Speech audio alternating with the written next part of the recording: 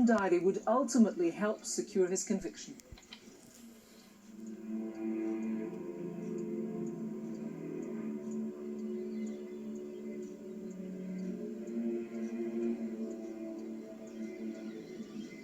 I know I deserve to be caught, but instincts are telling me to run.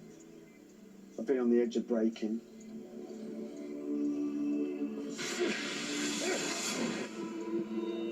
I look back and it's all like a dream.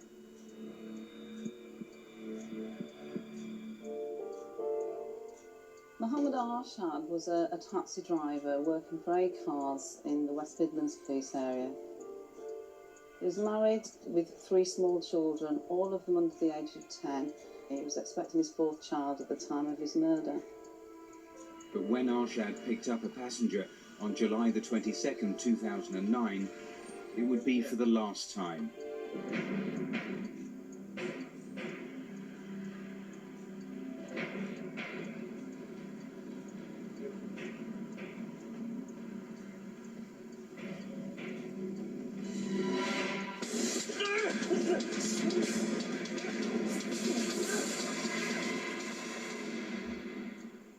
Arshad was stabbed in his taxi. He was stabbed from behind. It was a particularly frenzied attack. And having been stabbed, he was pulled from the taxi and left for dead at the side of the road. A passing motorist arrived as Arshad's killer was leaving the scene. Suspicious, the driver investigated and discovered Arshad's body lying in the ditch. Arshad had received in excess of 15 stab wounds. 6 of those stab wounds were to his head, and 1 of them had penetrated his brain. Such force was used that the knife actually broke. Police found the taxi dumped later that night. Early evidence was available in the form of 2 palm prints on the rear offside window and door of the taxi. Now, those palm prints were quite significant in that they were bloodstains. With an attack of this nature, it seemed likely the killer would have a record of violence, but a search of the national database found no matches. We realised then that this wasn't going to be an easy case, and it was going to be a very detailed, very painstaking investigation. £187 had been left in Arshad's taxi, but if this wasn't a robbery, what was the motive? We honestly had no idea what the motive for this attack was. CCTV showed Arshad's final passenger, the police's main suspect, making his way to the taxi pickup point. It was very grainy. The images were of such poor quality, I wasn't even prepared to give a physical description. With no motive, no match for the palm prints, and the poor CCTV images, police needed a new approach. Could geography be the key to catching this killer? The phone box where the taxi had been booked, the passenger's pickup point, and the street where the car was dumped, all lay within a specific area of South Birmingham. I really felt with all those locations that the answer laid in that area, and this was very much a local attacker. Police mapped out a zone where they felt Arshad's murderer was likely to live. And that's when we embarked upon a mass screen in the area, taking fingerprints, DNA and photographs of all males from between 15 and 45 years old. But there were 3,000 households within that area and at least 700 men fitting the murderer's profile. We knew the mass screen was going to take months, but we just couldn't sit back and do nothing else. So the CCTV trawl also continued. We're now getting to the stage where we're viewing that CCTV, which is further away from the scenes. It's further away from those critical areas that we're looking at. And that's when we had a real breakthrough. A sharp-eyed detective spotted a man on a local bus on the day of the attack and recognised him from the CCTV of Arshad's final passenger.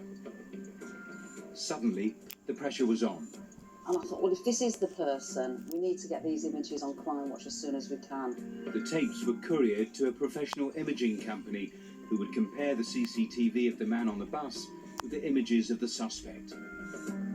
As soon as we got that confirmation from the forensic imaging company that it was the same person, the courier that had delivered it was ordered direct to the Crime Watch studio.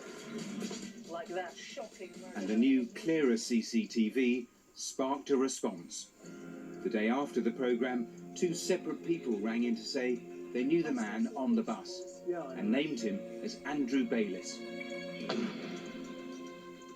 And alarm bells started ringing when both callers told police that Baylis had shaved his head and grown a beard, so he no longer looked like the CCTV pictures.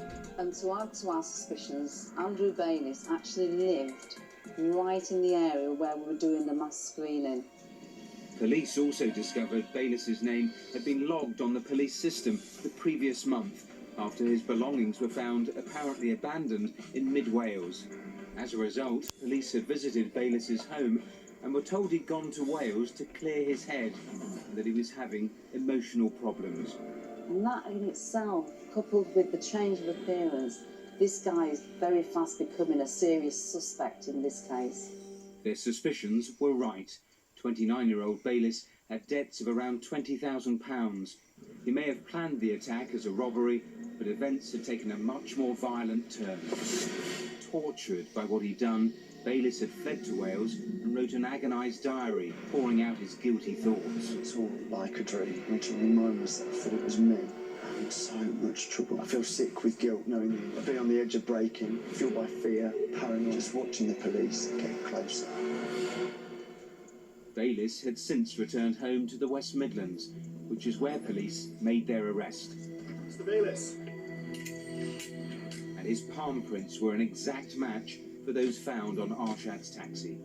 Police had also found Baylis's journal when they arrested him. I just could not sit at home and wait to be caught. I have such paranoia from this. Every siren I hear, and I could just die on the spot. The diary was a vital factor in convincing the jury of Baylis's guilt, and he was sentenced to a minimum of 30 years in prison.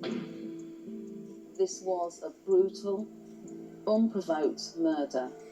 Arshad had a very young family. He was hard-working and he did nothing to deserve this attack. We still don't know today what the true motive was, but whatever happened on that day, he didn't take any money.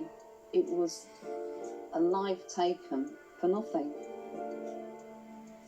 Actually, Matthew, that sums it up, a life taken for nothing. It was senseless, random and incredibly savage. Baylis was drowning in debts, addicted to gambling, drugs, alcohol, and he just picked out a really soft target, a taxi driver, and that was Arshad. The critical aspect, I suppose, of this investigation was, I remember running it on the night, the CCTV. It was brilliant. They spent 4 months going through hundreds of hours of CCTV, and remember, at that stage, all they had was that one grainy image from outside of the school. Now, I was talking to the detective who made the breakthrough, and he said he'd seen that image so many times, it was imprinted on his brain. Just the body shape of this man, the profile, his hairline, how he moved, and when he saw that man on the bus, instantly he said, that's him. There was something about the hair, something that caught his eye. Even his colleagues weren't so sure, but actually he was right. Remarkable. In the end, another crucial piece of evidence was the diary. Yes, and he started by writing in the diary. I don't know what this is exactly, maybe an explanation, maybe a confession. He talked about swimming in guilt. He said, I've wasted my life and destroyed others. But when it got to court, he still pleaded not guilty.